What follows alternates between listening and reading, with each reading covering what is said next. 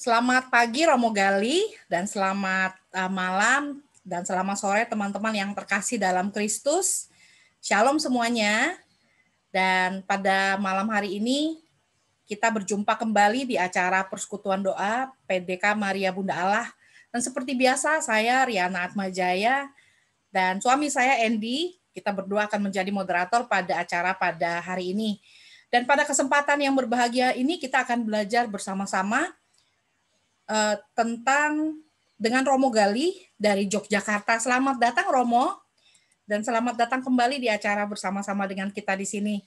Dan terima kasih udah meluangkan waktu yang sibuk dengan para murid-murid di sana untuk bersama-sama dengan kita. Tuhan tidak memanggil mereka yang sempurna, tetapi Tuhan memanggil mereka yang mau dibentuk. Dan hidup adalah proses pembentukan diri. Dibentuk berarti kita terus mau belajar dan lebih mengerti apa yang Tuhan ingin kita lakukan dalam kita mengisi hidup kita ini. Dan bukan hanya mengikuti keinginan-keinginan kita semata. Dan sebelum kita mulai acara kita pada hari ini, mari kita akan membuka dengan satu lagu pembukaan yang akan kita nyanyikan dari tempat kita masing-masing. Judulnya Selamat Pagi Bapa. Pasti semua udah tahu lagunya. Silakan bernyanyi dari tempat masing-masing ya, saya akan share.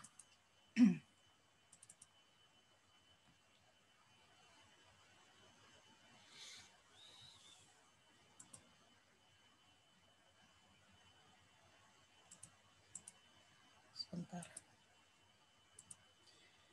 Oke.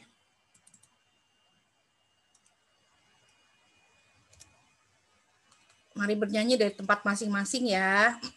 Lagunya gampang. Kita akan menyanyi dua versi, Selamat Malam dan Selamat Pagi. Selamat malam buat yang di Amerika dan selamat pagi buat yang di Indonesia.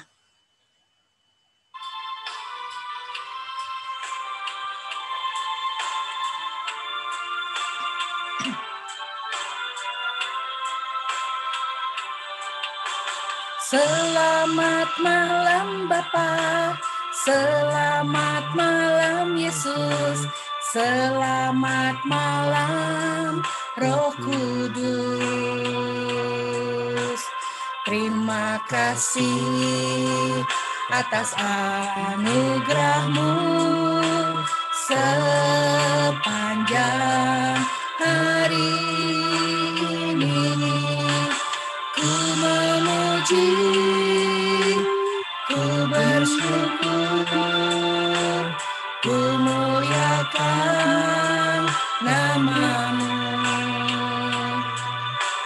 Allah Bapa, Putra dan Roh Kudus, terima kasih. Buat yang di Indonesia, selamat pagi Bapa, selamat pagi Yesus, selamat pagi Roh Kudus. Terima kasih atas anugerah-Mu semalam telah berlalu. Ku memuji, ku bersyukur, ku muliakan nama-Mu. Allah Bapa, Putra dan Roh Kudus, terima kasih. Allah Bapa, Putra dan Roh Kudus, terima kasih. Allah Bapa, Putra dan Roh Kudus, terima kasih.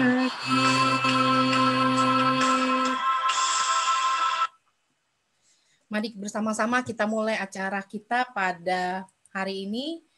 Kita mau berdoa bersama. Dalam nama Bapa dan Putra dan Roh Kudus. Amin. Allah Bapa yang Maha Kasih, selamat malam Bapa, selamat pagi Bapa. Terima kasih Bapak untuk berkat-Mu yang boleh kami terima sepanjang hari ini. Terutama pada saat ini Bapak, kami bersyukur dan berterima kasih kepadamu karena kami boleh berkumpul bersama untuk bersama-sama saling belajar Bapa tentang Engkau. Tiga pribadimu, pribadi Bapa, pribadi Putra, dan pribadi Roh Kudus. Kami mohon Bapa, biarlah Kau boleh urapi kami Bapa dengan kuat kuasa Roh Kudus-Mu, agar kami boleh sungguh membuka hati kami, agar firman-Mu, agar semua sharing yang boleh kami pelajari pada malam hari ini, pada pagi hari ini, boleh sungguh menguatkan iman kami Bapa akan Engkau yang sungguh mencintai kami. Dan biarlah Bapa Kau boleh urapi secara khusus Romo Gali yang akan menjadi pembicara kami pada hari ini. Urapi Romo dengan kuat kuasa Roh Kudus-Mu, agar segala sesuatu yang boleh Romo sharingkan boleh sungguh membawa kami untuk lebih mengenal Engkau lebih dalam kehidupan kami. Dan Bapa, kami persembahkan Bapa acara kami dari awal, pertengahan hingga akhir ini Bapa ke dalam tangan kasih-Mu. Berkati semua peralatan elektronik yang kami pakai, semua yang ada di udara ini Bapa, biarlah Kau kuasai, agar segala sesuatu bisa berjalan dengan baik dan lancar. Semua doa kami, seluruh acara kami pada hari ini kami persembahkan kepadamu untuk kebesaran dan kemuliaan nama-Mu dengan perantaraan Yesus Kristus Putra-Mu yang tunggal, Tuhan dan pengantara kami. Amin. Kemuliaan kepada Bapa dan Putra dan Roh Kudus, seperti pada permulaan, sekarang, selalu, dan sepanjang segala abad. Amin. Dalam nama Bapa dan Putra dan Roh Kudus. Amin. Sedikit perkenalan tentang Romo Gali. Bagi teman-teman yang waktu itu udah pernah ikutan acara Romo dengan Romo Effendi, pasti udah tahu. Tapi buat teman-teman yang belum pernah mendengar atau belum kenal dengan Romo Gali, sedikit perkenalan. Romo Gali, nama lengkap beliau adalah Romo Antonius Gali Arga Wiwin Arianto PR, STD. Wah, ini ahli perjanjian baru. Lahir di Yogyakarta tanggal 30 April 1976. Adalah Romo Diosisan dari Keuskupan Purwokerto yang saat ini menjadi pengajar di Sekolah Teologi Sanata Dharma, Yogyakarta. Juga Romo dikenal sebagai formator di Seminari Santo Paulus di Yogyakarta. Romo Gali memulai perjalanan imamatnya dari Seminari Rendah Santo Petrus Canisius di Mertoyudan dan dilanjutkan ke Seminari Tinggi Santo Paulus Yogyakarta dan Sekolah Tinggi Teologi Weda Bakti Yogyakarta. Romo ditahbiskan menjadi Romo Diosisan tanggal 24 Juli 2002. Hampir 20 tahun ya, Mo? Iya, tidak terasa ya. Cepat ya, Mo ya. Tahun 2007 Romo mendapatkan beasiswa untuk sekolah teologi dan ministry di Boston College di Amerika dan lulus tahun 2010. Dan kemudian melanjutkan di Jesuit School of Theology di Berkeley dan Santa Clara University di Santa Clara, California. Juga di University of San Francisco di bidang leadership dan organisasi tahun 2017. Romo Gali adalah doktor ahli kitab suci perjanjian baru. 10 tahun Romo belajar di Amerika, dan kata Romo waktu itu belajar dan main-main. Banyak mainnya saya kira ya. Diajak Andy kemana-mana itu. Iya, Romo belajar dari East Coast ke West Coast. Dan Romo Gali pernah menjadi pembimbing di acara kita di sini, umat WKICU. Kita bersyukur sekali kalau Romo bersama-sama dengan kita dan menjadi pembimbing di acara pendalaman iman kita waktu itu selama 3 tahun. Sampai Romo kembali ke Indonesia, kita we miss you so much, Romo. Dan senang sekali kita bisa bertemu kembali dan belajar bersama kembali dengan Romo pada hari ini. Dan hari ini topik yang akan kita bahas adalah tentang Allah Bapa dan Putra serta peran Roh Kudus. Topik yang membingungkan untuk banyak orang, termasuk untuk orang-orang Katolik sendiri. Dan seperti tadi saya sudah memberi pengumuman ke teman-teman, sambil mendengarkan penjelasan Romo, bagi teman-teman yang punya pertanyaan, silahkan dituliskan di kolom chat, atau dikasih tahu, Riana saya mau share. Betul ya. Jadi nanti saya akan membuka pertanyaan dan waktu untuk 2-3 orang yang mau sharing. Waktu dan tempat saya berikan kepada Romo Gali. Silakan Romo. Terima kasih Riana, terima kasih undangannya. Teman-teman semuanya selamat malam atau selamat pagi waktu Amerika dan waktu Indonesia. Saya senang sekali bersama dengan Anda hari ini. Dan temanya itu menarik karena begini, bahan yang akan kita olah itu adalah pelajaran untuk mahasiswa teologi semester 8. Jadi ini itu diberikan untuk mahasiswa teologi yang hampir selesai, dan saya itu membuatnya itu berhari-hari. Semoga bahannya bisa diterima. Artinya bahannya saya buat sederhana mungkin gitu ya, tidak serumit para frater yang kuliah sampai semester 8. Semoga Anda semuanya bisa memahami bahan yang saya sharingkan ini. Salah Riana karena milih temanya yang sulit, itu salahnya Riana, bukan salah saya. Waduh, berat. Ya memang karena minggu ini kita akan merayakan Tri Hari Suci, ya. Emang Tritunggal Maha Kudus kan besok hari Minggu itu. Maka baik kalau kita belajar soal Tritunggal Maha Kudus. Ya, saya akan share screen saya.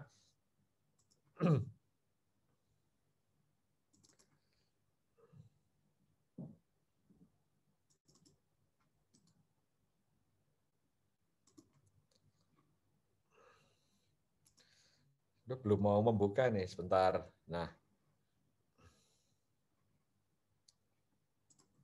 baik. Apa yang akan kita lihat hari ini adalah begini. Bagaimana Yesus itu disembah sebagai Tuhan. Jadi, pada awalnya ketika Yesus hidup bersama dengan orang-orang di sekitarnya, orang-orang belum tahu kalau dia Tuhan. Itu yang akan kita lihat. Baru kemudian dia disembah itu ketika sesudah ada peristiwa kebangkitan. Lalu yang kedua kita akan ngomong soal peran Roh Kudus dalam hidup jemaat. Ya, jadi tema kita pertama-tama bagaimana Yesus disembah sebagai Tuhan. Ini pertanyaan yang sangat provokatif. Apakah sebelumnya Yesus itu bukan Tuhan? Gitu ya. Ada sebuah buku yang saya pakai untuk bahan kuliah, judulnya How on Earth Did Jesus Become God? Ini pertanyaan yang sangat provokatif sekali. Jadi kalau pertanyaannya kayak gitu, artinya How on Earth Did Jesus Become God? Berarti sebelumnya Yesus bukan Tuhan, ya enggak? Sebelumnya bukan Tuhan, terus jadi Tuhan, gitu kan? Kok bisa sih, gitu ya? Nah, ini yang akan kita bahas. Semoga Anda memahaminya nanti pelan-pelan.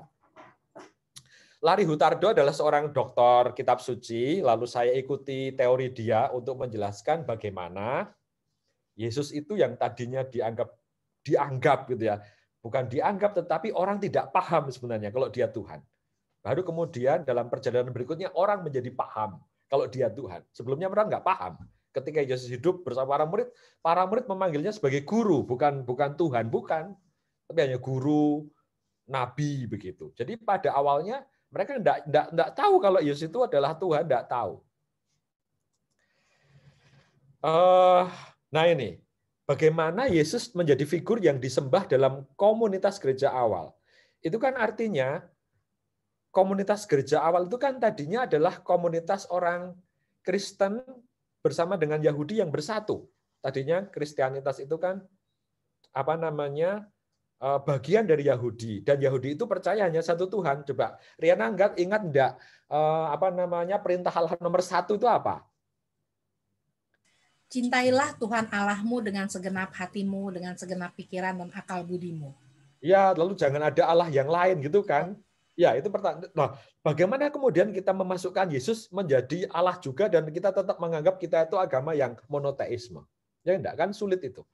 Lalu itu yang akan kita lihat bagaimana monoteisme, bahwa kita mengakui monoteisme, kita berdevosi kepada Yesus, padahal kita menyatakan kita itu punya Allah yang satu, itu kan menyulitkan. Nah, padahal Paulus sendiri dalam teks dari 1 Tesalonika bab 1 mengatakan iman akan Allah yang satu berbeda dengan penyembah berhala. Kita tidak menyembah berhala, kita menyembah Allah yang hidup, kata-katanya. Jadi semoga kita tahu sekarang persoalannya. Kita menganggap diri di Indonesia atau di Amerika itu satu Tuhan, one God gitu ya. Tapi kita sebenarnya punya Allah Bapa, punya Allah Putra, punya Allah Roh Kudus. Nah, bagaimana kita memahaminya? Dipahaminya dimulai dengan Yesus dulu.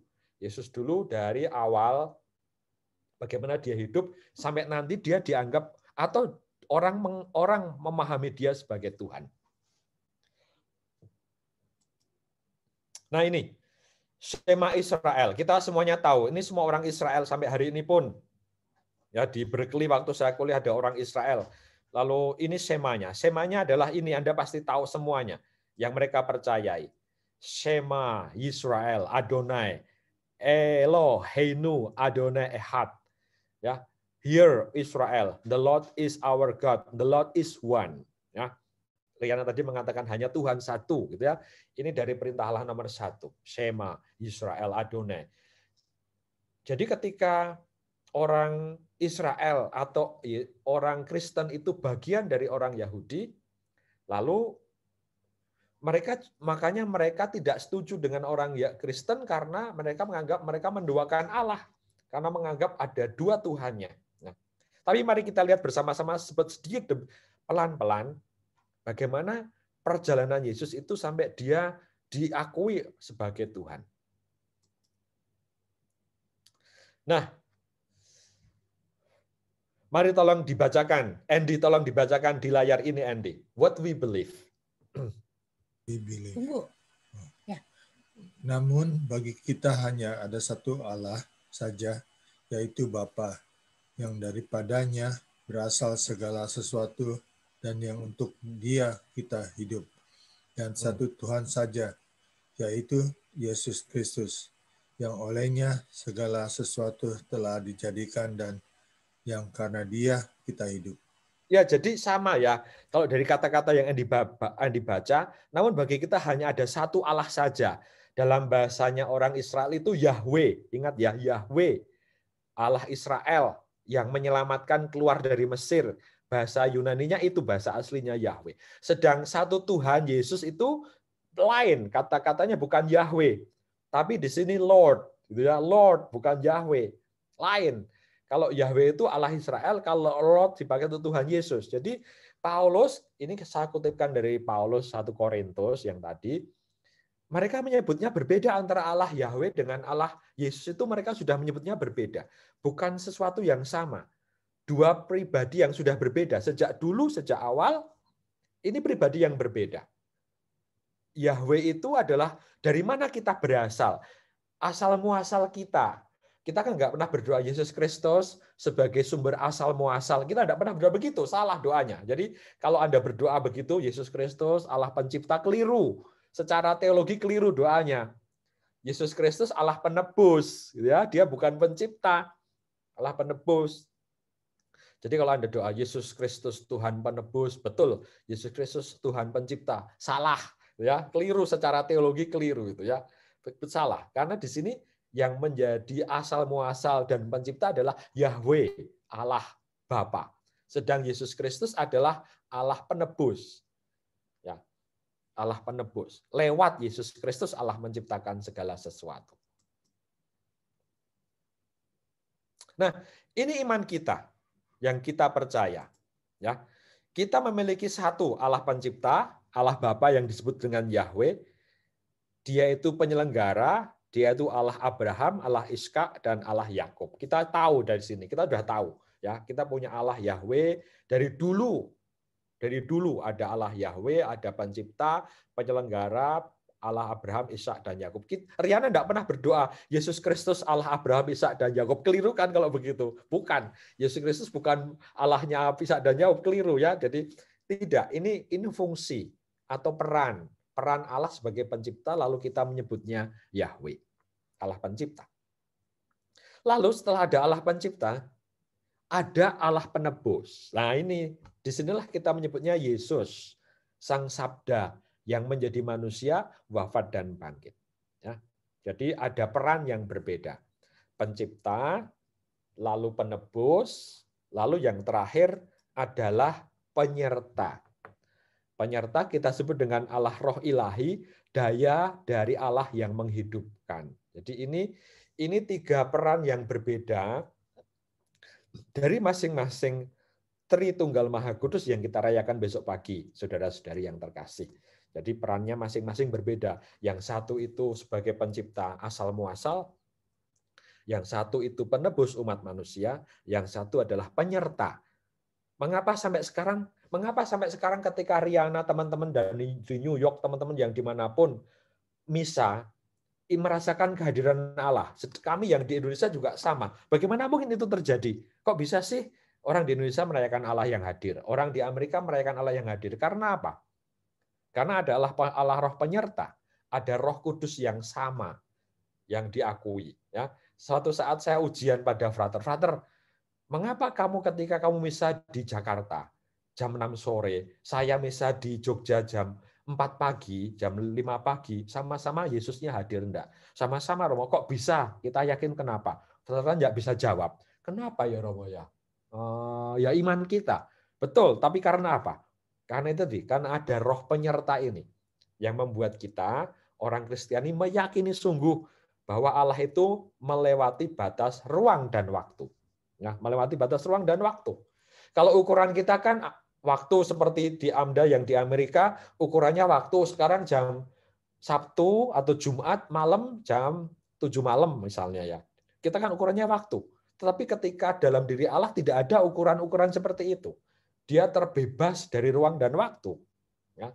Dia terbebas dari ruang dan waktu. Sehingga tidak sesuai dengan cara kita berpikir.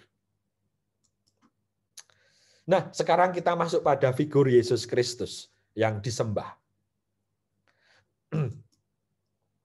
Bapak, Ibu, teman-teman semuanya nih, saya punya kata-kata Yunani, semoga tidak menyulitkan. Kata-kata Yunaninya ada dua. Namanya yang pertama adalah proskuneo, itu kata proskuneo.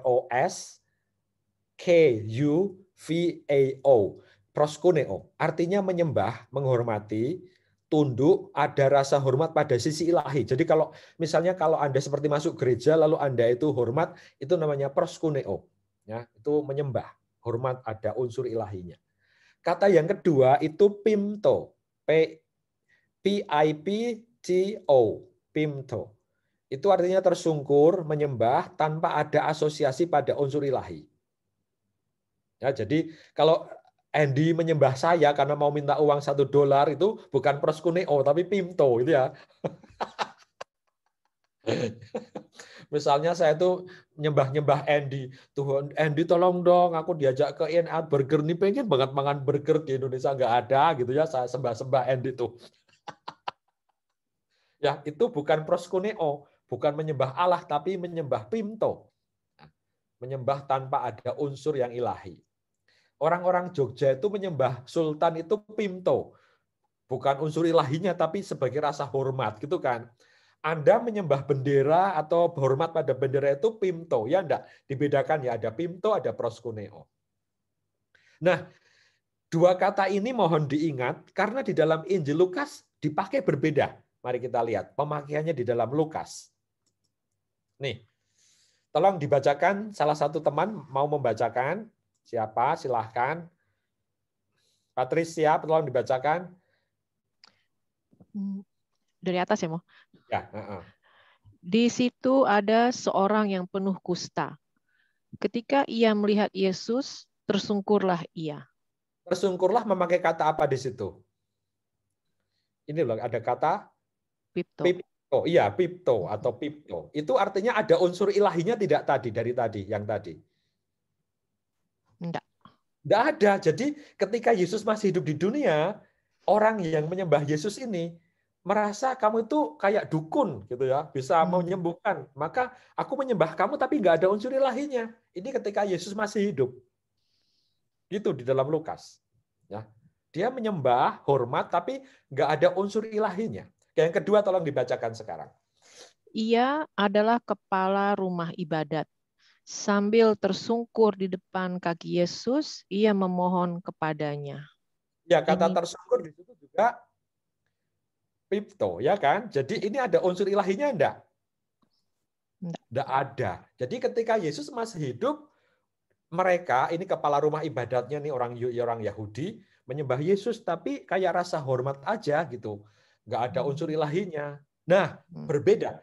Sekarang ketika Yesus sudah bangkit dari mati, dia akan naik ke surga, tolong dibacakan yang terakhir. Dan ketika ia sedang memberkati mereka, ia berpisah dari mereka dan terangkat ke surga. Mereka sujud menyembah, proskuneo, kepadanya.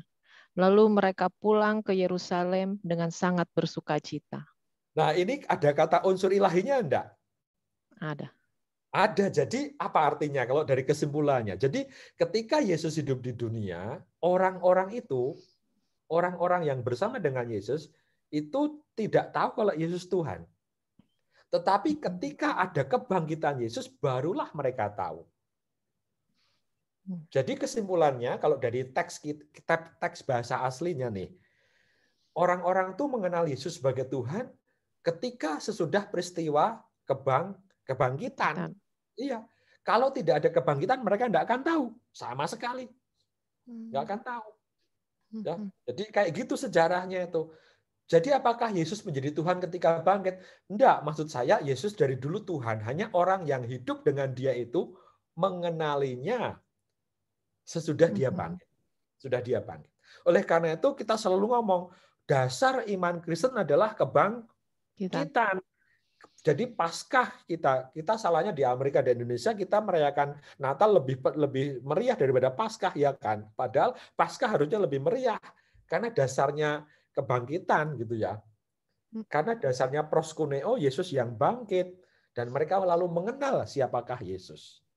Nah, semoga dari sini lalu Anda bisa memahami, oh ternyata orang-orang yang bersama dengan Yesus, para murid Yesus waktu itu, mengapa murid-murid Yesus lari waktu itu? Karena mereka tidak mengenal itu Tuhan, tidak kenal. Maka mereka lari ketika ditangkap. Coba kalau mereka kenal itu Yesus, oh mereka tidak akan lari. Enggak, pasti Yesus akan kuat gitu ya. Mereka lari karena mereka tidak kenal. Baru setelah peristiwa kebangkitan mereka memahami, oh Yesus yang dulu mati itu adalah Tuhan karena dia berkuasa atas hidup dan mati. Dia bangkit, tidak dikalahkan oleh kuasa kematian. Nah, ini dasar utama tentang dua kata yang sangat penting dalam kitab suci untuk memahami bagaimana Yesus itu dipahami sebagai Tuhan oleh bangsa Israel, terutama oleh murid-muridnya. Dan kita meneruskan tradisi itu. Ya, jadi peristiwa kebangkitan adalah peristiwa yang mendasari kisah Yesus yang lalu para murid memahami dia sebagai Tuhan. Tolong dibacakan, apa yang bersedia membacakan silahkan, teman-teman ada yang mau bersedia ini dari 1 Korintus. Ci Airin boleh baca, Ci. Oke. Sebab yang sangat penting telah kusampaikan kepadamu, yaitu apa yang telah kuterima sendiri, ialah bahwa Kristus telah mati karena dosa-dosa kita sesuai dengan kitab suci, bahwa ia telah dikuburkan dan bahwa ia telah dibangkitkan pada hari yang ketiga sesuai dengan kitab suci. Iya, Korintus ini adalah kitab yang sangat tua, paling lebih tua daripada Injil.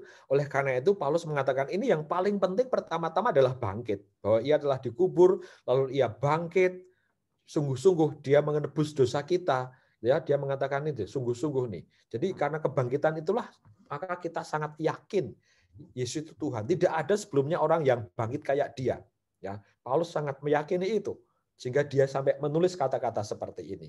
Bahwa kebangkitan itulah yang menjadi dasar bagi orang-orang yang percaya kepada Yesus termasuk Paulus untuk meyakininya. Mari tolong diteruskan. Boleh ilusi, Ci. Oke, bentar ya. Pakai kacamata dulu, Ci. Oke. Bahwa ia telah menampakkan diri kepada Kefas dan kemudian kepada ke-12 muridnya. Sesudah itu ia menampakkan diri kepada lebih dari 500 saudara sekaligus. Kebanyakan dari mereka masih hidup sampai sekarang, tetapi beberapa di antaranya telah meninggal. Selanjutnya ia menampakkan diri kepada Yakobus, kemudian kepada semua rasul. Ya, jadi ketika kitab 1 Korintus ditulis, 500 orang yang melihat Yesus yang bangkit itu waktu kitab 1 Korintus ditulis sebagian masih hidup. Jadi kayaknya Paulus tuh tanya, kamu lihat nggak waktu Yesus bangkit? Oh, aku lihat. Jadi ketika Paulus nulis surat itu, dia masih bisa ketemu orang-orang yang melihat langsung peristiwa Yesus. Dalam kitab suci jarang ya kita melihat ada 500 orang melihat, tetapi dalam 1 Korintus diceritakan ternyata yang melihat Yesus bukan hanya ibunya, bukan hanya Maria Magdalena dan 12 murid, dikatakan di situ lebih dari 500 orang. Banyak sekali kan? Dan itu mereka yakin sungguh bahwa Yesus itu bangkit. Dan itu yang buat mereka meyakini itu adalah Tuhan. Tuhan yang menebus dosa. Ya, karena keyakinan itu.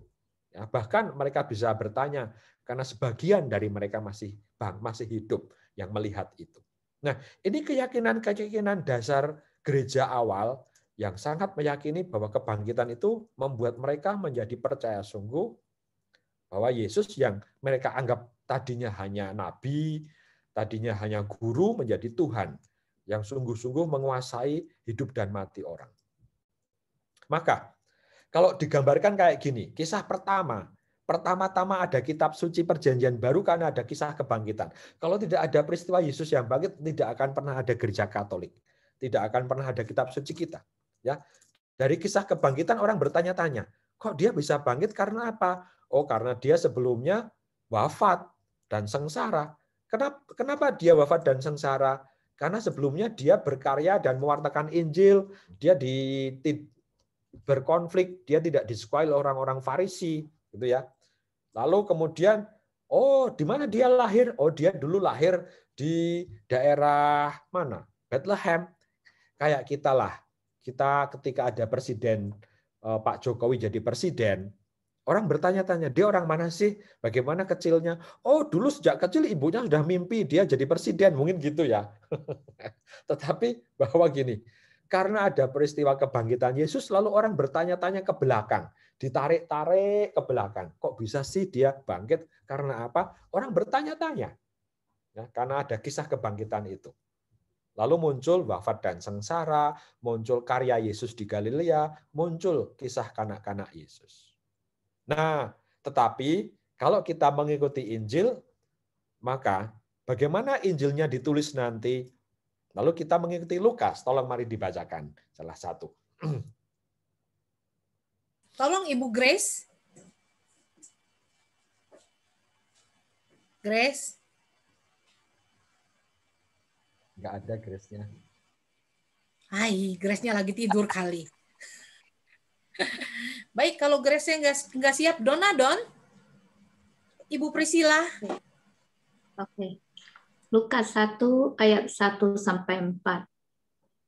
Theophilus yang mulia, banyak orang telah berusaha menyusun suatu berita tentang peristiwa-peristiwa yang telah terjadi di antara kita.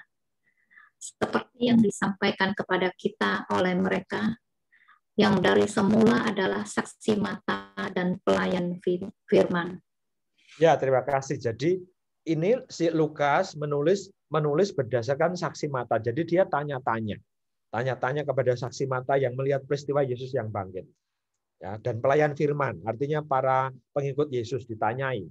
Benar enggak sih ceritanya kayak gini gitu ya? Lukas itu menanyai. Jadi ketika membuat kitabnya, Injilnya, dia tanya-tanya sama orang-orang di sekitarnya. Mari tolong diteruskan membacanya. Boleh gantian, Trace? Baik. Karena itu setelah aku menyelidiki segala peristiwa itu dengan seksama dari asal mulanya, aku mengambil keputusan untuk membukukannya dengan teratur bagimu, supaya engkau dapat mengetahui bahwa segala sesuatu yang diajarkan kepadamu sungguh benar. Ya, jadi apa yang mau diajarkan oleh Lukas itu benar, gitu ya. Tadi kan membacanya supaya benar, dengan dibukukan dengan teratur. Apa maksudnya teratur? Diurutkan peristiwanya. Tadi yang paling penting apa tadi awalnya? Yaitu kebangkitan kan yang paling penting awalnya. Tetapi ketika diatur bukunya, maka begini, tadi kan kita ngomong, yang paling penting kebangkitan yang merah ini, karena kalau nggak ada ya kebangkitannya, urut orang-orang nggak tahu Yesus itu Tuhan. Tapi ketika nulis buku Injil kita, Lukas menuliskannya dengan teratur. Teratur itu bagaimana? Begini, kisah kelahirannya ditaruh di depan, karya pewartaannya di belakangnya, wafat sengsara di belakangnya, lalu kebangkitan yang paling akhir. itu namanya teratur nulisnya, ya. Jadi tidak nulisnya kebangkitan dulu, kan lalu orang bacanya susah. Ya. Jadi padahal yang paling penting adalah kebangkitannya, tapi oleh si Lukas dan Injil-Injil taruh paling belakang. Ya, agar teratur. Padahal tadi yang paling penting bagi kita adalah kebangkitan. Semoga sekarang Anda tahu bahwa sebenarnya isi kitab suci itu yang paling penting, kalau dicari yang paling penting nih adalah kebangkitannya. Mengapa? Karena tadi bahwa Yesus itu dikenal oleh orang-orang sebagai Tuhan karena peristiwa kebangkitan. Tetapi cara menulisnya dalam kitab suci kita diurutkan. Seperti tadi si Lukas ngomong, aku membukukan dengan teratur. Ya, dibukukan teratur maksudnya diurutkan dari anak-anak, dewasa, sampai sengsara, lalu bangkit. Begitu ya cara memahaminya Injil ini. Semoga tidak membuat kita bingung, tapi membuat kita terbantu. Oh, begitu toh caranya menuliskannya. Nah, mengapa orang-orang semakin yakin kalau Yesus itu adalah Tuhan? Karena begini, Yesus punya yang namanya bersatu dengan Bapa. Dia mengatakan, siapa melihat aku, itu melihat Bapa. Bapa dan aku adalah satu. Ya. Saya tanya sama si Riana sekarang, Riana, apakah kamu itu juga, Yesus kan mengatakan, aku anak Allah. Riana anak Allah bukan Riana. Anak Allah, Romo. Tetapi apakah kalau melihat Riana itu melihat Bapa? Mestinya sih iya. Tapi Semoga kadang-kadang iya. Tapi kadang-kadang tidak ya, mungkin karena kelemahan manusiawi kita, ya enggak? Kadang-kadang juga ngelihat Diablo, Mo. Makanya kadang-kadang kita melihat setan kan, waduh, Anda melihat saya kayak melihat setan. Tetapi Yesus mengatakan, melihat aku sama dengan melihat Bapa. Jadi Yesus ini punya relasi yang sama persis dengan Bapa. Nih, melihat Yesus itu melihat Bapa. Tidak pernah melihat Yesus itu melihat setan, tidak pernah. Ya, kita sama-sama anak Allah, tetapi apakah kita melihat orang lain melihat Anda itu sama dengan melihat Bapa? Belum tentu, ya. Mungkin malah melihat penggoda kali ya, penggoda gitu. Tapi bagi Yesus, siapa melihat aku adalah melihat Bapa. Artinya Yesus itu sungguh-sungguh bersatu dengan Bapa dan tidak ada relasi yang seperti itu dalam diri manusia. Hanya Yesus yang punya.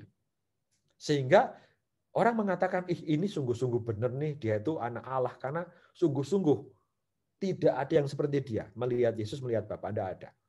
Apa yang dilakukan Yesus itu yang dilakukan Bapa. Ya, ini bedanya dengan kita. Yang kedua, tindakan Allah adalah tindakan Yesus. Ya, menghadiri taufan, mengampuni dosa. Makanya kan orang-orang itu bingung. Kok kamu mengampuni dosa sih? Emangnya kamu Allah? Kan gitu ya orang-orang Yahudi. Karena apa yang dilakukan Yesus itu dan dilakukan oleh Bapa, dilakukan oleh Yahweh. Dan Yahweh memberi kuasa itu kepada Yesus. Sehingga setelah Yesus bangkit, orang-orang percaya. Karena sebelum bangkit mereka, kamu itu orang jahat, kamu itu menghujat Allah, maka kami salib. Kan begitu ya. Dan Allah memberikan kuasa kepada Yesus, kuasa untuk menghakimi dan memberikan hidup yang kekal. Ya, bahkan ini kuasa yang diberikan kepada Yesus Kristus menghakimi. Bahkan Yesus mengatakan apa kepada kita bacaan minggu yang lalu. Kalau dosanya orang kamu tidak ampuni, dosamu pun tidak diampuni, kan begitu ya. Ya, sama. Ya, memberikan hidup yang kekal. Ya. Maka ketika orang-orang ini menyalibkan Yesus karena mereka menuduh Yesus itu penghujat Allah, menduakan Allah, tetapi ketika dia bangkit, maka kebangkitan itu menjadi tanda bahwa Yesus itu dibenarkan oleh Allah. Bangkit dari mati itu bukan berarti dia dikutuk, tetapi Yesus benar. Ini benar nih kata-kata orang ini. Itu benar kalau dia itu membangkitkan orang mati, dia benar. Kalau dia mengampuni dosa, dia benar. Maka dari itu setelah kebangkitan baru orang percaya. Begitu cara berpikirnya. Ya, cara berpikir yang begitu. Ya. Sayangnya kita orang-orang zaman sekarang kita tidak mengalami, kita langsung mengalami iman sehingga kita menjadi oh dulu itu bagaimana sih orang-orang berjuang memahami Yesus? Ternyata perjuangannya panjang untuk memahami Yesus sebagai Tuhan. Ya, sampai si Thomas aja kesulitan memahaminya, nggak percaya ya kan? Thomas nggak percaya. Aduh nggak percaya nih aku, kesulitan. Bagaimana mungkin? Orang-orang yang pulang ke Emmaus, 2 murid yang pulang itu juga sama nggak percaya. Karena mereka sulit memahaminya. Nah, saudara-saudari, dari sinilah lalu kita memiliki Yesus sebagai Tuhan karena dasarnya seperti ini. Ya, dasar-dasarnya saya berikan dasar-dasar, semoga membantu Anda untuk memahami. Kenapa kita menyebutnya Tuhan? Karena dia punya kuasa seperti Bapa. Karena tindakan dia itu tindakan Bapa. Karena dia punya kuasa menghakimi, maka kita menyebutnya sebagai Tuhan yang menghakimi. Karena yang paling utama, karena dia bangkit dari mati. Berarti dia itu menguasai hidup dan menguasai kematian. Ya, tidak ada yang mengalahkan dia. Nah, ini dasar-dasar yang kita pakai untuk menyebut bahwa dia adalah Tuhan. Ini sudah 1 jam pelajaran saya mengajar nih, semoga belum bosan ya. Saya tambah 20 menit lagi. ini baru Yesus. Monggo. Ini baru Yesus Kristus, ini pengantar Yesus Kristus, belum pengantar Roh Kudus. Baik. Sekarang saya teruskan. Oh, jadi dari situ kita beralih ke Roh Kudus sekarang ya. Karena bacaan-bacaan minggu lalu Yesus memberikan kepada 12 rasul dan kepada Maria. Semoga Anda semuanya ingat, hari Senin kemarin kita itu merayakan Maria Bunda Gereja. Nah, hari Senin setelah hari Pentakosta, Bapak Suci Fransiskus mengadakan, mari kita sebut Maria Bunda Gereja, karena hari itulah Roh Kudus turun kepada para rasul dan Bunda Maria. Maka gambar saya ini yang di tengah adalah Maria yang menerima Roh Kudus. Ya, gambar Roh Kudus, samping kiri dan kanannya para rasul. Nah, Roh Kudus. Sebenarnya Roh Kudus itu bukan konsep perjanjian baru, tapi sudah ada sejak perjanjian lama, tapi tidak disebut dengan Roh Kudus, hanya yakin bahwa Roh itu Roh Allah begitu. Itu Roh Allah yang melayang-layang. Kalau kita membaca kitab Kejadian, Anda semoga ingat, the Spirit of God, ya, fly over, itu ya, apa namanya, Roh Allah itu melayang-layang, gitu. Itu dalam kitab Kejadian begitu. Kalau Anda membaca kitab Kejadian dari Genesis bab 1, ya. Kalau Riana nanti membuka Genesis bab 1, pasti ada kata-kata Roh Allah melayang-layang. Iya enggak, Riana? Tolong kalau ketemu dibacakan, Riana. Pada mulanya Allah menciptakan langit dan bumi. Bumi belum terbentuk dan kosong. Gelap gulita menutupi samudera raya, dan Roh Allah melayang-layang di atas permukaan air. Ya, jadi itu. Dari situlah kita punya konsep Roh Allah. Jadi Allah itu punya daya. Ya, dayanya seperti apa? Ya dayanya yang keluar, melayang-layang itu. Kayak kita itulah. Kalau Anda kan pernah enggak merasa sangat-sangat semangat dalam hidup. Kok aku sangat-sangat spirit gitu ya, punya spirit semangat. Kayak gitu sama. Ada daya yang keluar, yang melayang-layang gitu ya. Ya sama. Roh itu kayak gitu yang diberikan. Riana itu sangat bersemangat kalau mimpin ini, PD gitu ya, karismatik. Kan ada rohnya gitu ya. Ada rohnya. Dia ada roh yang melayang-layang. Nah, roh itu tanda kehadiran Tuhan dan kekuatannya. Tanda kehadiran. Melayang-layang itu tanda dia hadir. Ya, Anda pasti ingat bagaimana roh itu membuka hati orang pasti. Ya. Nah, di dalam para nabi, roh itu memberikan karakter moral. Roh itu memberikan rasa keadilan. Roh itu memberikan rasa penghakiman dan memberi hidup. Dan orang sejak perjanjian lama percaya roh itu dari Allah, dari satu Tuhan. Roh Kudus berasal dari satu Allah dan hanya ada satu Roh Kudus. Jadi satu roh saja, roh Allah sama. Satu roh Allah. Tetapi ini daya yang keluar dari Allah. Daya yang keluar dari Allah. Nah, di dalam Paulus menghubungkan daya Roh Kudus dengan kebangkitan Kristus. Nah, jadi ketika Yesus bangkit, itu ada roh di dalam dia yang diberikan kepada para rasul. Tadi seperti yang melayang-layang tadi, yang kita baca roh Kristus. Ya. Spirit of Christ, Spirit of God's Son, dalam Roma 8 ayat 9. Riana tolong dibacakan Roma 8 ayat 9. Kalau kau bawa kitab suci.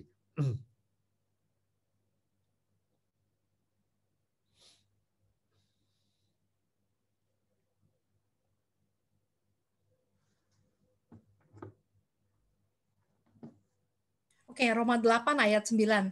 Tetapi kamu tidak hidup dalam daging, melainkan dalam roh. Jika memang roh Allah diam di dalam kamu, Tetapi jika orang tidak memiliki roh Kristus, ia bukan milik Kristus. Ya, jadi inilah roh Kristus, roh Allah. Lalu kita percaya, oh kalau begitu Roh Kudus itu juga berasal dari Allah, sama-sama rohnya. Bukan roh yang berbeda. Tapi itulah daya yang keluar dari diri Allah. Dan daya yang keluar itu bisa menjadi sendiri, ya, bisa bergerak sendiri, ya, bisa punya kekuatannya sendiri. Ya. Tetap saja dia dari Allah, tapi dia punya kekuatan sendiri.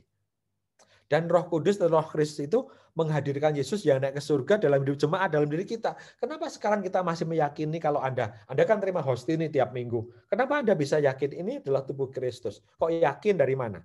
Ya dari Roh Kudus ini yang buat kita yakin. Ya. Dari Roh Allah yang melayang-layang itu yang buat kita yakin. Maka gereja lalu punya tadi 3 peran.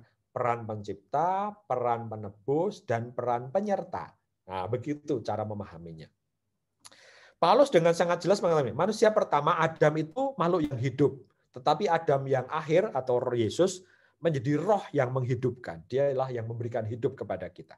Nah, dia memberikan hidup kepada kita. Ini konsep yang sedikit complicated, tetapi semoga tidak buat Anda sulit, tapi semakin kita memahami tentang Bapa, Putra, dan Roh Kudus. Oleh karena itu, gereja meyakini Roh Kudus itu berasal dari Allah sendiri.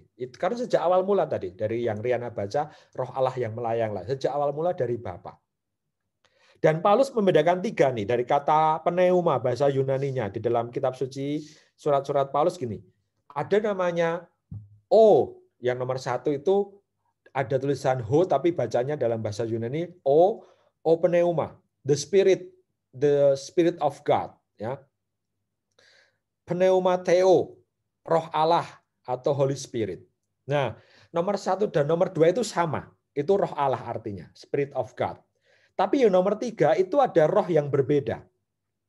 Ini roh-roh pneumata. Ini disebut juga sebagai roh-roh yang hadir. Ternyata Paulus sejak dulu membedakan, ternyata ada roh-roh yang lain selain Tuhan. Bisa itu roh-roh jahat, bisa juga artinya roh-roh yang hidup di sekitar kita, ya, yang kita nggak tahu, ya. Jadi kayak orang yang kalau kita kan percaya jiwa gitu ya, kita kan dibagi 2 nih, jiwa dan badan manusia, jiwa dan badan. Orang yang dibaptis jiwanya manusia itu diberi roh Allah, ya, maka disebut ya, roh Allah. Jiwa kita itu diberi daya karena baptisan, maka diberi roh Allah. Dan itu yang membuat kita bisa yakin kita diberi keselamatan. Nah, itu disebut oleh Paulus pneumata, roh-roh kita, roh-roh manusiawi kita, yang immortal gitu ya, yang punya hidup abadi, yang tidak bisa mati. Nah, maka para saudara yang terkasih, kalau hari ini kita merayakan Roh Kudus, seringkali gambarnya api. Lalu ini kan yang tengah ini orang bayi dibaptis. Ya, lalu menjadi tubuh Kristus. Maka Roh Kudus itu dari satu Allah, tadi kita membahas, roh itu dari satu Allah yang melayang-layang, dan diberikan kepada kita semuanya ketika kita dibaptis, menjadi satu baptisan, dan Roh Kudus itulah yang membuat kita menjadi satu gereja, tapi anggotanya banyak. Tadi saya mengatakan, kenapa orang di Amerika bisa merasakan Tuhan yang hadir dalam misa? Mengapa orang di Indonesia, di Afrika sama-sama hadir? Karena berasal dari satu roh yang sama. Nah, ini peran Roh Kudusnya begitu. Berasal dari satu roh yang sama. Sehingga kita semuanya merasakan kehadiran Roh Kudus karena sama-sama dari Allah. Nah, tolong dibacakan sekarang teman-teman. Maka kita menyebutnya Roh Kristus itu sama dengan Roh Allah, sama dengan Roh Kudus. Sama. Dalam hal ini sama. Dipakai secara bergantian dalam kitab Roma bab 8 dan 1 Korintus. Mari tolong salah satu membacakan bagian teks yang paling bawah. Sembari saya minum. Ibu Nani, tolong Ibu Nani. Oke, yang mana? Semua ini. Tetapi. Oh ya. Tetapi kamu tidak hidup dalam daging, melainkan dalam roh. Jika memang roh Allah diam di dalam kamu, tetapi jika orang tidak memiliki roh Kristus, ia bukan milik Kristus. Tetapi jika Kristus ada di dalam kamu, maka tubuh memang mati karena dosa, tetapi roh adalah kehidupan oleh karena kebenaran. Terima kasih Nani. Aduh, lama sekali nggak ketemu. Iya, Mo. Nanti kalau misalnya nanti anjingmu mati nih ya, ini kan disebut ditulis, tapi semoga jangan mati nih anjingnya. Jangan kayak Scotty, karena aku udah berkati anjingmu nih ya. Jadi sehat, Mo. Jadi sehat. Jadi sehat. Ya Thomas ya. Jadi sehat. Baik begini. Tetapi jika Kristus ada di dalam kamu, maka tubuh memang mati karena dosa, tetapi roh. Nah ini tadi yang disebut dengan pneumata, bahasa Yunaninya di situ. Tapi roh adalah kehidupan oleh karena kebenaran. Jadi roh kita itu akan hidup selamanya karena baptisan tadi. Jangan takut. Karena ada baptisan tadi, lalu rohnya itu hidup selamanya. Termasuk, saya tuh lucu sekali. Saya punya teman doktoral kemarin waktu saya kuliah, dia punya paper judulnya gini, Will my dog go to heaven? Gitu ya. Judulnya itu lucu sekali. Will my dog go to heaven? Gitu ya. Apakah anjingmu akan ke surga? Itu papernya bagus sekali. Lalu dia memakai kata-kata ini, bahwa anjing itu juga punya roh. Nah, bahkan dia minta anjingnya dibaptis. Ya. Tapi tidak dibaptis anjingnya. Hanya diberkati sama romonya kalau hari Fransiskus Assisi. Tapi orang percaya bahwa roh itulah yang membuat orang terus hidup. Karena dari kata-kata bab Roma bab 8 ini. Bukan hidup karena daging, tetapi roh Allah itu yang menghidupkan. Yang membuat dia seperti Allah sendiri, meskipun dia mati, tetapi nanti akan hidup selamanya. Nah, dari situlah lalu kita semakin mempercayai ada Bapa, ada Putra, dan ada Roh yang memiliki peran yang berbeda-beda. Para saudari terkasih, ini bagian akhir, sudah 1 jam penuh saya ngomong kepada Anda semuanya, 1 jam pelajaran ini, maka saya mau bertanya kepada teman-teman semuanya, bagaimana saya menghayati misteri Trinitaris ini? Gimana sih saya dalam hidup ini menghayatinya Bapa, Putra, dan Roh Kudus? Merasakan enggak? Bagi saya, siapa itu Bapa? Siapa itu Yesus Kristus? Siapakah Roh Kudus? Nah, karena dari kita minggu ini, hari Sabtu sore atau besok minggu, kita merayakan Trihari Suci dalam gereja kita. Semoga bahan saya hari ini, 1 jam pelajaran kuliah ini, 1 jam penuh ini membantu kita untuk memahami tentang Trinitas, Bapa, Putra, dan Roh Kudus. Saya kembalikan kepada Riana. Terima kasih. Baik, Romo. Setelah 1 jam kita belajar, semoga kita seperti romo-romo yang belajar di semester 8. Para seminaris yang belajar di semester 8. Baik, sebelum saya buka, teman-teman ada yang mau bertanya atau ada yang mau sharing, saya ada pertanyaan, Romo. Kalau tadi Romo bilang Roh Kudus, ini agak sedikit membingungkan, karena kalau misalnya tadi Romo bilang di Perjanjian Lama pun sebenarnya Roh Allah ada di sana, toh. Ya. Apakah Roh Allah tersebut, apakah itu dalam Roh Kudus juga? Ataukah Roh Kudus itu hanya datang waktu pas Yesus sudah naik ke surga, Romo? Sebenarnya perannya banyak sekali. Kalau kamu ingat, Riana, ketika Yesus dibaptis, coba kamu bacakan baptisan Yesus di dalam Injil Markus. Saya lupa di bab awal bab 1 kayaknya, Markus bab 1, Yesus dibaptis. Ada enggak di situ? Tentang, ya tolong dibacakan. Yesus dibaptis oleh Yohanes. Pada waktu itu datanglah Yesus dari Nazaret ke tanah Galilea, dan ia dibaptis di Sungai Yordan oleh Yohanes. Pada saat ia keluar dari air, ia melihat langit terkoyak, dan roh seperti burung merpati turun ke atasnya. Ya, jadi kamu membaca itu kan berarti peran Roh Kudusnya sudah ada situ sebelum Yesus bangkit, sudah ada perannya. Hanya perannya itu berbeda-beda, ya kan? Kalau di sini bentuknya itu seperti burung merpati, lalu di situ memberi Yesus peran untuk dia mulai berkarya, ya, diutus. Nanti kalau Yesus naik ke surga, Roh Kudusnya berperan kepada para murid diutus. Nah, kayak gitu, ya, kayak gitu. Semoga jelas ya dari kitab suci. Belum kamu nyalakan, Riana, mikrofonmu. Ya, maaf. Sorry. Ada satu pertanyaan dari Patricia. Jadi berarti memang sudah seharusnya Bentar. Sudah seharusnya Yesus itu disalib agar Yesus bisa menjadi Allah kita kah? Nah, pertanyaannya lalu, jadi Yesus mesti mati disalib ya agar dia menjadi Allah. Yang pasti bukan disalibnya, tapi yang pasti bangkitnya, gitu ya. Bukan penyalibannya. Karena penyaliban itu hanya bagian dari kebangkitan. Orang tidak bisa. Jadi itu pertanyaan Yudas Iskariot. Berarti Yesus harus mati, gitu ya. Bukan pertama-tama kematiannya itu, tetapi bahwa peristiwa kebangkitannya itulah yang membuat kita lupa paham. Ya, peristiwa kebangkitannya. Memang betul, sudah seharusnya. Memang itulah jalan yang dia pilih. Ya, bahwa dia memilih untuk mati. Kenapa dia memilih mati dengan cara yang demikian? Karena dia pengen merasakan penderitaan manusia. Ini pertanyaan Patricia ini bagus sekali karena ini berhubungan dengan gini. Berhubungan dengan Roma bab 5. Roma bab 5. Saya beri contoh. Paulus mengatakan begini, karena dosa setiap orang akan mati. Karena berdosa, maka setiap orang akan mati. Saya bertanya kepada Andy, suatu saat kamu mati enggak, Andy? Iya. Karena kenapa? Karena karena berdosa. Ya, setiap orang mati karena berdosa. Tetapi apakah dalam kitab Ibrani, Yesus Kristus itu tidak berdosa sejak awal mula? Ya enggak? Betul. Kenapa dia mati? Kan harusnya enggak mati. Nah, sama seperti ini. Riana, minggu lalu kamu itu hutang pada saya.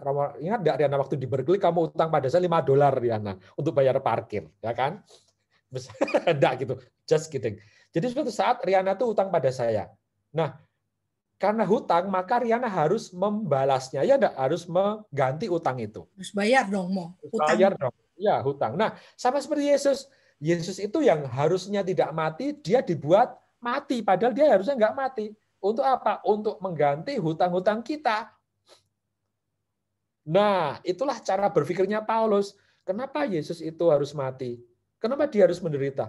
Karena dia mengambil bagian yang harusnya bukan menjadi milik dia. Itu artinya lalu menebus. Dia kan kalau teman-teman datang ke Pegadaian, nih aku mau nebus, aku mau pergi, orang-orang Indonesia banyak nih pulang ke desa gitu ya, nebus barang kayak apa, ditebus barangnya pulang. Nah, Yesus itu seperti itu gambarannya di dalam di dalam kitab Roma bab 5. Yesus yang tidak berdosa dibuat mati untuk menebus kita. Kan harusnya dia tidak mati. Cara berpikirnya begitu. Dia harusnya nggak bayar utang, tapi dia membayar utang itu untuk kita. Sehingga kita nanti bisa selamat karena sudah ditebus oleh Yesus Kristus. Begitu ya cara berpikirnya Patricia, semoga membantu kita untuk memahaminya. Makasih, Mo.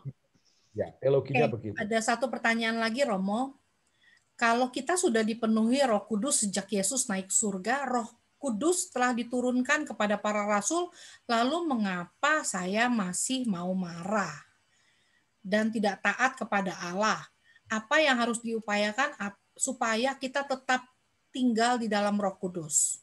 Marah kan boleh ya. Saya kira kalau marah pun nggak apa-apa ya. Wajar, Tomo. Kita manusia marah, Tomo. Ya, kan yang marah juga nggak apa-apa. Tapi kalau marahnya kelebihan ya baru kita enggak ya. Saya kira kalau soal, karena begini, saya merasa Roh Kudus itu bekerja sama dengan manusianya, ya, kelemahan manusia juga masih ada, kelemahan manusiawinya ada, tidak serta-merta hilang gitu ya, kelemahan manusiawinya. Kalau dalam bahasanya Paulus begini, roh itu kuat tetapi daging itu lemah, gitu ya, pernah dengar ya, semoga itu. Paulus mengatakan, aku pengennya berbuat baik, tapi kok kenapa yang kulakukan jahat terus gitu. Ya. Itulah bahasanya. Kenapa yang dilakukan tidak baik terus? Karena Paulus menyadari karena ada kelemahan dia. Dan dia bergulat terus dengan itu. Sampai akhir hidupnya dia bergulat terus. Sampai akhir hidupku aku berlari dari gelanggang. Gitu ya, pasti Anda ingat dalam bacaan Tesalonika, 2 Tesalonika mengatakan, aku berlari seperti seorang yang berlari di bergelanggang. Dan aku mengejar yang paling baik tapi kadang-kadang tidak pernah sampai. Karena kelemahan-kelemahan itu. Dan saya kira orang terus berusaha agar semakin baik dalam perjalanannya. Nah, begitu ya. Kartini. Baik, Romo. Semoga menjawab ya, Kartini. Terus ada satu lagi pertanyaan. Siapa yang mau bertanya? Pertanyaan terakhir buat Romo Gali. Atau saya bertanya, bagaimana Anda menghayati Tritunggal Maha Kudus gini? Mudah atau susah sih memahaminya atau menghayatinya gitu? Mudah enggak sih menghayatinya ya dalam hidup ini? Romo boleh usul? Boleh kasih pendapat? Maksudnya pendapat pribadi. Silahkan. Saya Sutikno. Ya, ada Tikno nih. Iya, bagi saya tuh Allah Tritunggal gini, kan Allah Bapa, Putra, dan Roh Kudus. Kalau seandainya seperti orang Israel dulu bahwa hanya Allah Bapa Yahweh itu, kita sebagai manusia gimana hubungannya? Karena kita sangat beda-beda kan. Allah Bapa itu yang mereka sebut Yahweh. Kapan mereka ketemu? Kan nggak pernah ketemu karena Musa sendiri pun tidak bisa bertemu hanya dalam bentuk api. Nah, oleh karena itu Allah mengutus Yesus sebagai manusia agar bisa berkomunikasi sama-sama manusia. Jadi kan lebih umat manusia itu lebih bisa berkomunikasi dengan Tuhannya sendiri dalam diri Tuhan Yesus gitu loh. Nah, kalau Roh Kudus bagi saya merasa bahwa setelah Yesus naik, gimana kita kepemimpinan kita? Misalnya kita dibimbing oleh Allah gitu loh. Nah, diutuslah Roh Kudus. Makanya kalau saya juga merasakan bahwa Roh Kudus itu harus bisa berkomunikasi dengan roh saya, bukan dengan badan saya, tapi pada saat saya misalnya ada masalah, ada apa, ingin marah gitu ya, harus roh kita berbicara dengan Roh Kudus gitu loh. Jadi dengan ada Allah Tritunggal itu memang tiga pribadi yang berbeda gitu loh, Romo. Jadi biar bahwa saya tuh bisa merasakan bahwa oh ya memang sebenarnya Allah itu satu, cuman cara kita berkomunikasi, cara kita bagaimana untuk agar lebih dekat itu ya dengan Allah Tritunggal itu yang kita percayai. Itu aja, Romo. Terima kasih. Terima kasih, Tikno. Karena saya jadi ingat nih, tolong dibukakan Ibrani bab 1 ayat 1 sampai 2. Itu kata-kata Tikno ada di situ.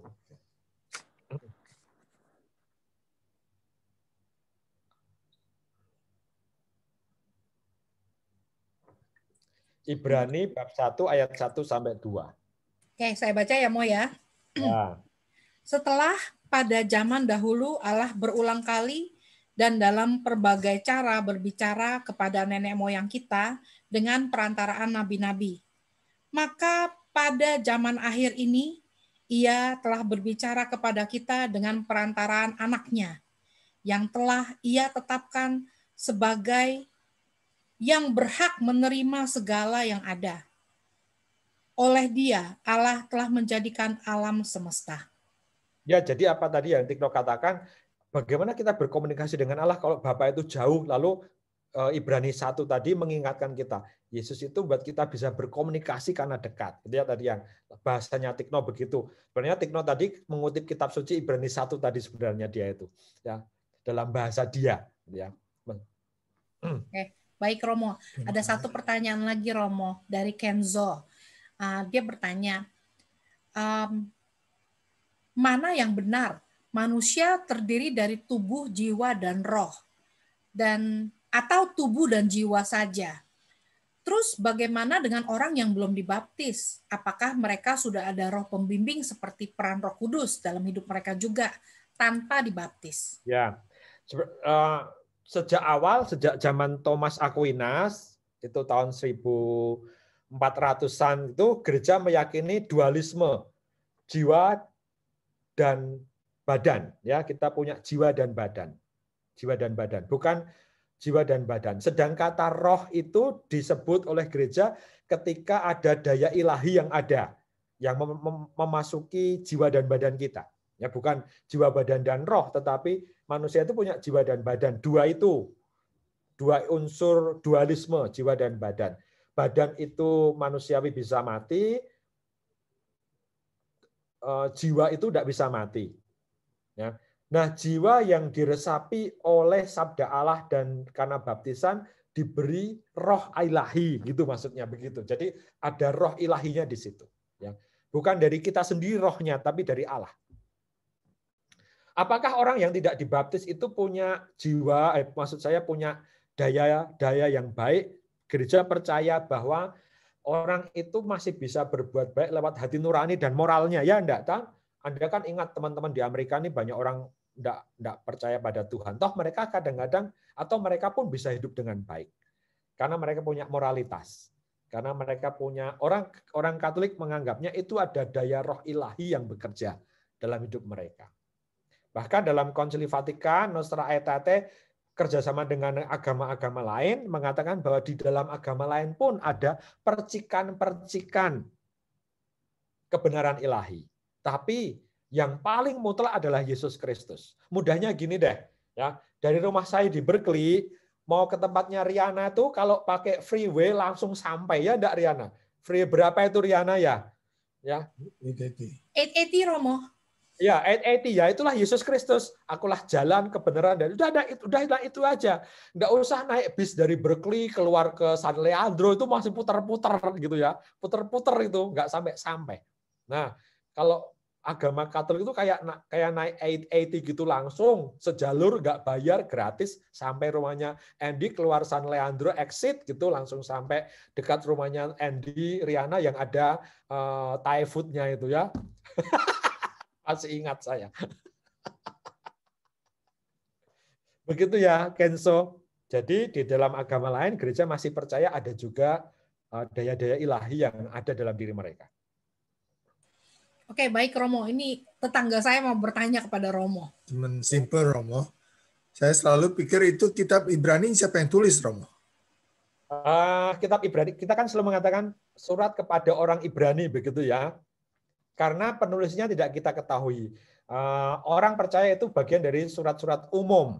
Para muridnya dari Rasul. Kitab yang ditulis setelah tahun 100, sehingga tidak ada kejelasan siapa penulisnya. Tapi kitab itu dituliskan kepada orang-orang Yahudi yang menjadi Kristen. Sehingga kebanyakan dari situ berisi tentang ayat-ayat perjanjian lama untuk meyakinkan bahwa Yesus Kristus itu sungguh-sungguh diberkati Allah dan sejak perjanjian lama sabdanya itu sudah diwartakan. Begitu ya Andy. Maka keliru kalau kita ngomong surat Rasul Paulus pada orang Ibrani gitu, bukan. Tapi surat kepada orang Ibrani. Nah, begitu. Baik Romo, terima kasih. Saya rasa kita sudah cukup bercakap-cakap 1 jam 10 menit, Romo. Dan terima kasih untuk teman-teman yang sudah ikutan. Dan terima kasih Romo untuk penjelasannya. Pasti masih banyak pertanyaan lagi yang masih kita punya. Karena memang memahami Trinitas Allah Bapa, Putra, dan Roh Kudus itu bukan sesuatu yang mudah. Dan perlu pengalaman juga. Tanpa pengalaman kita dengan Roh Kudus, tanpa pengalaman kita dengan Allah Bapa dan Yesus sendiri, akan sulit untuk kita memahami. Tapi semoga apa yang kita bahas pada hari ini bisa membantu teman-teman untuk lebih bisa memahami. Dan seperti biasa kita membuka kesempatan buat teman-teman yang ingin memberikan sumbangan kasih untuk Romo Gali, untuk Ministry Romo. Saya akan membuka screen share saya sebentar. Nah, jadi apabila teman-teman yang ingin memberikan sumbangan kasih untuk Romo Gali, silakan mengirimkan Zelle ke Priscilia G 917-753-5876. Dan buat yang di Amerika, itu buat yang di Amerika, atau ke PayPal ke prisdeni@gmail.com. Dan buat teman-teman yang di Indonesia yang mau memberikan sumbangan kasih, boleh dikirimkan ke Yosi Santoso, BCA Cabang Semarang, di account number 1822222077. Atau kalau masih bingung, lupa, silakan menghubungi saya. Nanti saya kirimin infonya. Baik. Dan saya semua, screen. Ya. Teman-teman semuanya, sumbangan kasih teman-teman tidak untuk saya, tetapi akan saya pakai. Riana tolong keluar dari share screen dulu, lalu saya akan share screen. Sumbangan dari teman-teman bukan untuk saya pribadi, tapi akan saya pakai untuk, bentar saya keluar dari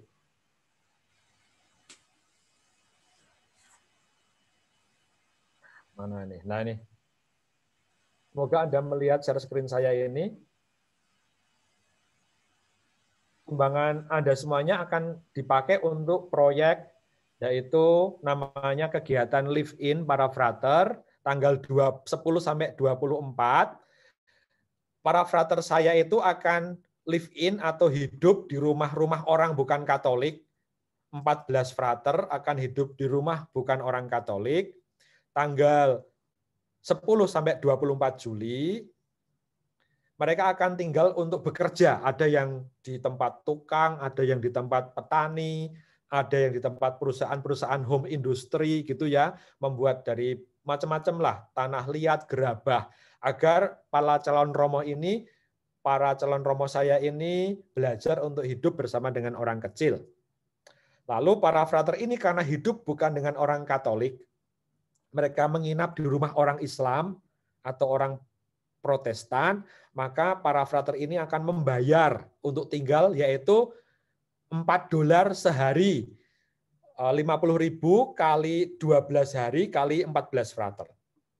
Biayanya sih segitu ya. Saya tidak meminta Anda semuanya, tapi kalau Anda bisa membantu kami sebagai proyek saya buat para frater ini agar mereka belajar hidup bersama dengan orang miskin, mereka belajar memperhatikan orang miskin, maka kami akan sangat bergembira kalau Bapak Ibu semuanya, teman-teman semuanya bisa membantu proyek saya ini bagi para frater saya ini yang akan live in tanggal 10 sampai 24 Juli di berbagai daerah. Lalu setelah pulang, mereka akan saya persiapkan untuk refleksi, ada refleksinya, ada tugas-tugas yang harus mereka lakukan.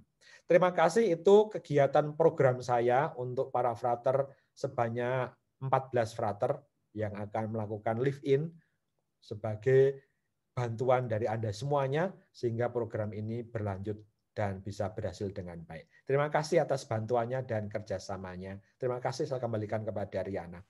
Terima kasih Romo, terima kasih untuk sudah banyak bekerja untuk para frater dan menjadi guru yang baik untuk para frater di sana. Semoga banyak frater-frater yang akan menjadi romo-romo baik seperti Romo Galih nantinya. Amin. Ya. Dan terima kasih untuk kebaikan hati teman-teman semua. Semoga acara tersebut, acara kita semua 100% bergantung dari sumbangan kasih dari teman-teman. Jadi silakan membantu untuk semua program-program kita. Dan bagi teman-teman yang baru pertama kali ikutan acara kita punya YouTube channel di PDK Maria Bunda Allah. Jadi bagi teman-teman yang belum subscribe, silahkan subscribe dan like video-video kita. Kita sudah punya lebih dari 21 video yang ada di sana. Dan bulan depan, bulan istimewa, di mana kita akan belajar kitab suci selama 4 minggu berturut-turut setiap Jumat malam waktu Amerika atau Sabtu pagi waktu Indonesia bersama-sama dengan Ibu Chun Wahono. Jadi setiap dengan waktu yang sama, kita akan menentukan waktunya either jam 9 waktu East Coast atau jam 8 waktu East Coast. Nanti kita akan memberikan flyernya. Dan pengumuman bisa dilihat di WA Group PDK Maria Bunda Allah. Dan sebelum kita akhiri acara kita pada hari ini, mari kita mohon doa dan berkat dari Romo Galih. Terima kasih Romo, silakan Romo. Untuk baik, terima kasih. Mari kita berdoa bersama di nama Bapa dan Putra dan Roh Kudus. Amin. Tuhan, kami bersyukur kepadamu karena kami boleh belajar tentang Trinitas, Bapa, Putra, dan Roh Kudus. Semoga pada hari Minggu besok ketika kami merayakan perayaan Hari Raya Bapa, Putra, dan Roh Kudus, kami sungguh-sungguh mampu menghayati Allah Bapa, Allah Putra, dan Allah Roh Kudus dalam hidup kami yang menyelenggarakan, yang mencipta, dan menuntun kami dalam hidup ini. Dampingilah teman-teman di Amerika yang akan beristirahat pada malam hari ini. Semoga Engkau melindungi mereka dalam istirahat mereka, dan kami yang di Indonesia dapat melakukan tugas-tugas kami dengan baik. Ini semuanya kami mohon dengan perantaraan Kristus Tuhan kami. Amin. Tuhan sertamu. Dan sertamu juga. Semoga Anda semuanya diberkati oleh Allah yang Maha Kuasa, Bapa dan Putra dan Roh Kudus. Amin. Terima kasih Amin. banyak. Selamat malam. Terima kasih Romo. Terima kasih Romo Gali. Selamat malam. Terima kasih Riana, Ya, Terima Andy. kasih Thank you Ri, Riana. Andy. Ya, makasih Pak. Ya, Terima kasih Thank you Dr. semuanya. Tim. Tricia. Terima kasih Romo. Bye Tiffany. Terima kasih Riana, Romo Semuanya. Gali Romo. atas pelayanan. Bye semua. Riana, terima kasih Thank you, lagi. Mo. ya. Sama-sama. Sila. Terima Sampai kasih. ketemu ya semuanya. Terima kasih. Makasih Romo Terima kasih Gali. Romo. Sama-sama. Sampai Terima ketemu kasih. lagi Romo. Ya, sampai ketemu Sampai lagi jumpa. nanti ya, Mo ya. Bye, thank you. Dah. Dah semuanya. Bye, Andi. Nah. Bye.